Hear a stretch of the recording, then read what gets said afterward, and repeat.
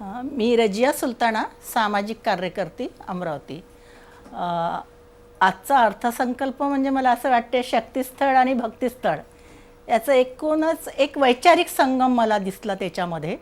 कारण मी ज्या क्षेत्रासाठी काम करते, सेक्स वर्कर, कैदी, किन्नर, एकूणच मुख्यमंत्र्यांनी, आदरणीय मुख्यमंत्र्यांनी सर्वसमावेशक महिलांच्या योजनांमध्ये त्या सगळ्या गटांचा समावेश केलेला आहे. तृतीय प्रज्ञासाठी रोजगार आणि शिक्षण यावर त्याने जास्तीत जास्त भर दिलेला आहे.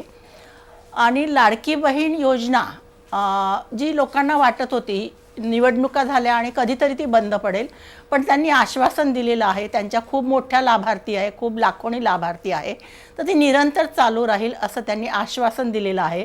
मला असं वाटते की आदरणीय मुख्यमंत्र्यांच्या सगळ्या योजनांमध्ये शाश्वत म्हणजे चिरकाल टिकणारा हा शब्द त्याही योजनांमध्ये आलेला आहे. नंतर एकल महिलांचं प्रमाण एकूणच जगभरामध्ये वाढतं आहे, त्यात भारतही मागे नाही आणि महाराष्ट्रामध्ये ते एकल महिलांची संख्या खूप मोठी आहे.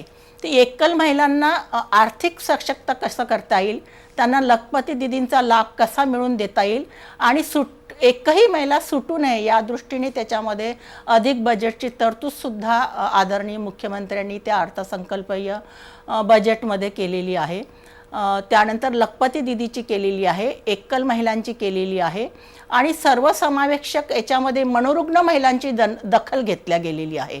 मानसिक आरोग्याचा मुद्दा, आरोग्याचं जेव्हा त्यांनी बजेट काढलेलं आहे तर सामाजिक जाणीवेतून मानसिक आरोग्याकडे त्यांनी जास्तीत जास्त लक्ष दिलं गेलेलं आहे. मला असं वाटते मानसिक आरोग्य हा खूप मोठा गरजेचा विषय आहे, कारण अर्ध जग हे स्त्री शक्तीने व्यापलेलं आहे आणि त्यामध्ये बालकांचा सुद्धा खूप मोठा प्रश्न येतो. कारण आजचा बालक हा उद्याच्या भारताचा उज्ज्वल नागरिक आहे, सक्षम नागरिक आहे. तर एकही बालक शिक्षणापासून वंचित राहू नये या दृष्टीने सुद्धा त्या योजनेमध्ये फार मोठ्या प्रमाणामध्ये समावेश केलेला आहे. मला असं वाटतं की महिलांच्या उन्नतीसाठी हा महिला आर्थिक अर्थसंकल्प एक आशेचा किरण देऊन जातो.